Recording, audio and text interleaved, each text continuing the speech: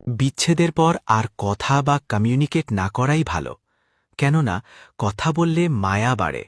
ভাঙা গলায় ফুঁফিয়ে ফুঁফিয়ে কথা বলতে হয়, তা না হলে বুকের ভেতর এক অদ্ভুত ধরনের ব্যথা অনুভব হয়, প্রচণ্ড ব্যথা।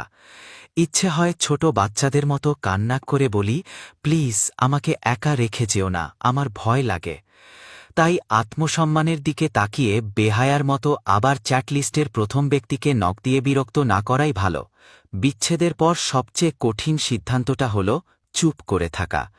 কারণ নীরব থাকার মানে এই নয় যে কষ্ট নেই, বরং নীরবতা মানে হচ্ছে নিজের ভেতরের ঝড়টা অন্য কাউকে দেখাতে না চাওয়া।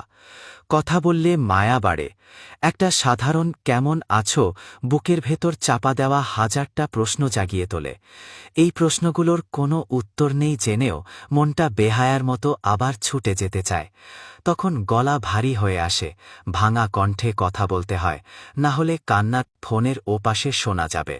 রাতগুলো ভীষণ ভয়ঙ্কর হয়। দিনের বেলায় মানুষ, কাজ, কোলাহল সবকিছু মিলে ব্যথাটাকে কিছুটা ঢেকে রাখে, কিন্তু রাত নামলেই সব মুখোশ খুলে যায়। সেই সময় একা ঘরে বসে চ্যাটলিস্টে ঢুকে পড়ি, নামটা দেখি, শেষ কথা পড়ি, কিন্তু সাহস হয় না কিছু লেখার। কারণ জানি একবার লিখলেই নিজেকে হারাবো, একবার অনুভূতিগুলো প্রকাশ করলেই ওপাশের মানুষটা বুঝে যাবে আমি এখনও আটকে আছি, আমি এখনও তার একটা শব্দের অপেক্ষায়। আর এই অপেক্ষাটাই নিজের কাছে সবচেয়ে লজ্জার।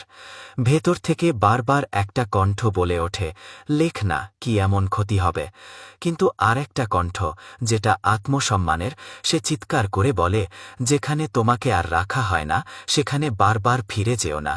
ইচ্ছে হয় ছোট বাচ্চাদের মতো কাঁদতে কাঁদতে বলি, আমাকে একা রাখো না, আমার খুব ভয় লাগে, আমি আর শক্ত থাকতে পারছি না। কিন্তু বড় হয়ে যাওয়ার সবচেয়ে নিষ্ঠুর দিক হল নিজের কষ্ট নিজেকেই সামলাতে হয়। কারণ যার জন্য এই কান্না, সে আর আশ্রয় নয়। সবচেয়ে কষ্ট দেয় স্মৃতিগুলো। যে মানুষটা একদিন বলেছিল আমি আছি, আজ সেই সবচেয়ে বড় অনুপস্থিতি। একসাথে হাসা, ছোট ছোট অভিমান, সাধারণ কিছু মুহূর্ত, সবকিছু আজ হঠাৎ করে ভীষণ ভারী হয়ে উঠেছে। তবু যোগাযোগ না করা চাই ভালো, কারণ ভালোবাসা যেখানে আর সমান নেই সেখানে কথা বলে শুধু নিজেকেই ছোট করা হয়। নীরবতা অন্তত মানুষটাকে ফিরে চাইবার অসম্মান থেকে বাঁচায়।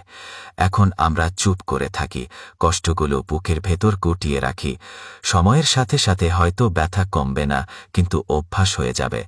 এই নীরবতার ভেতরেই একদিন হয়তো নিজেকে আবার খুঁজে পাব। কারণ কাউকে খুব বেশি ভালোবাসার পর